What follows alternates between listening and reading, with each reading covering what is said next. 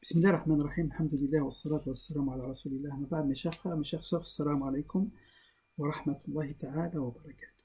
Dans ces moments très difficiles que nous traversons, il faut savoir être à l'écoute d'Allah Azza wa Jal qui nous dit dans un verset coranique, un verset que j'aime beaucoup, La takhafa inni ma'akuma asma'u wa ara.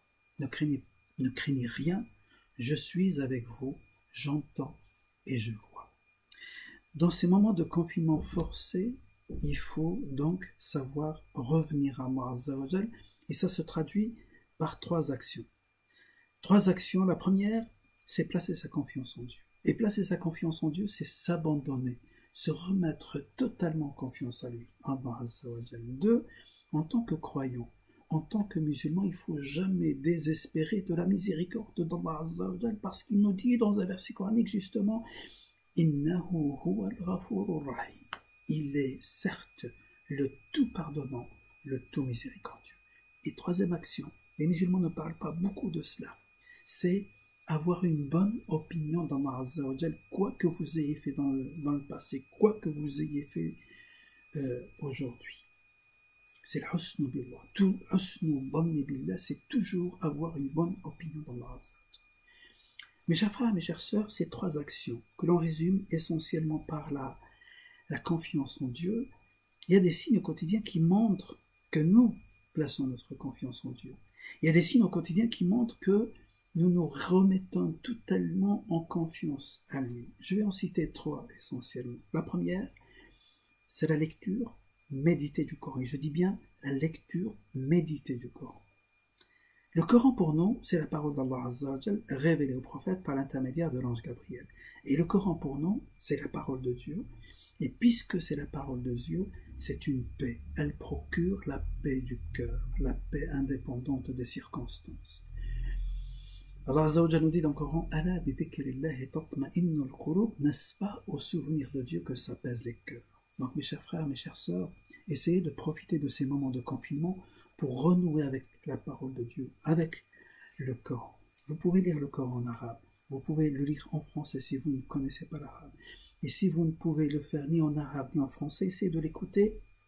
Écoutez un récitateur en train de réciter le Coran et vous aurez les mêmes récompenses, Inch'Allah. La deuxième action, c'est une prière sincère. La prière sincère, c'est une prière qui est faite par amour. C'est la prière du cœur et de l'intelligence. C'est la prière du souvenir de Dieu. C'est la prière qui nous permet de revenir à Allah Azza wa Jal. C'est la prière dans laquelle on se rappelle toujours ce que nous dit Allah Azza wa Jal dans le Coran, wa aqimis salata li dhikri, et fais la prière pour te souvenir de moi. Alors aujourd'hui, je sais qu'il y a beaucoup de personnes, beaucoup de musulmans qui sont revenus à la prière parce qu'ils ont peur, ils ont l'anxiété, il y a la peur et l'anxiété qui se sont installés dans notre cœur avec tout ce qui se passe, on a peur de la mort. Et il y a d'autres personnes qui disent mais c'est pas normal, c'est des personnes qui les traitent pratiquement d'hypocrites dans le sens où ils sont revenus à la prière dans ces moments difficiles. Moi je ne suis pas un juge, moi je suis quelqu'un qui prêche la bonne parole.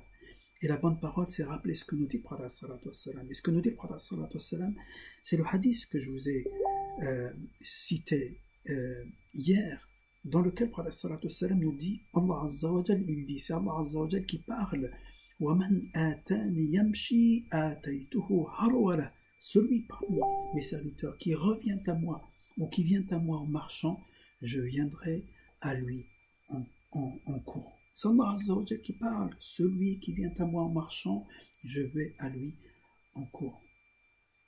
فَإِنْ تَابُوا إِلَيْهِ, de suite, فَإِنْ تَابُوا إِلَيْهِ فَأَنَا حَبِيبُهُمْ وَأَنَا طَبِيبُهُمْ, s'ils se repentent, s'ils reviennent à moi, je suis leur amour et je suis leur médecin. فَأَنَا أُحِبُّ التَّوَّابِينَ وَأُحِبُّ الْمُتَطَهِّرِينَ. J'aime ceux qui se repentent et j'aime ceux qui se purifient.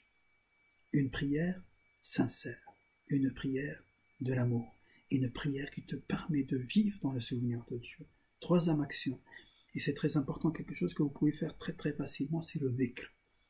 Le dhikr, c'est le souvenir de Dieu, c'est l'évocation de Dieu, c'est l'invocation de Dieu.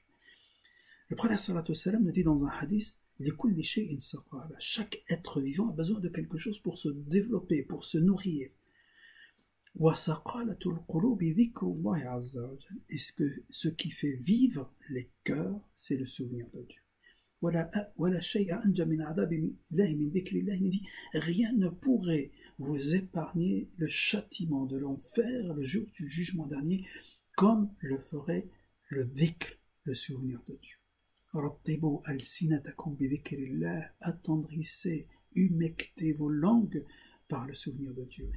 Et ça consiste juste, chaque jour, à prendre quelques minutes en disant Subhanallah walhamdulillah wa la ilaha illallah wallahu akbar, par exemple, ou d'autres hadiths du prophète sallallahu alayhi wa sallam, d'autres dhikrs du prophète sallallahu alayhi wa sallam. Une lecture méditée du Coran pour apaiser son cœur, une prière sincère faite avec amour pour se réfugier dans la chaleur de sa proximité, et un dhikr, un souvenir de Dieu pour attendrir, pour adoucir son cœur. نسأل الله سبحانه وتعالى أن يجعلنا ممن يستمعون القول فيتبعون أحسنه وآخر دعوانا أن الحمد لله رب العالمين والسلام عليكم ورحمة الله تعالى وبركاته.